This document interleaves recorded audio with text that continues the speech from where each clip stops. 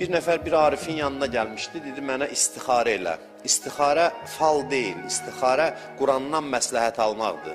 İnsanlar kitabı açır, ağlı çatmayanda da bir işə, ağlı necə çatmayanda, yəni ağlı bir nəticəyə gəlməyəndə kitabı açırlar, məsləhət alırlar ki, görsə ki, məsələn, cənnət ayəsidir, rəhmət ayəsidir, deyir, yaxşı gəlir. Əzab ayəsidir, deyir, pis gəlir. Bu məsləhət kimidir. Gəlir arifin yanına, deyir ki, mənim üçün istixarə elə. Deyir, kitabı götürür əlinə, deyir, nə üçün eləyirsən? Tanıdığı adam olur. Deyir, 2 məclis var, hər ikisi xeyirlidir. Bilmirəm, hansına gedim. Deyir, buna istixarə lazım deyil ki, hansına istəmirsən ona get. Hansı ürəyin istəmir ona get.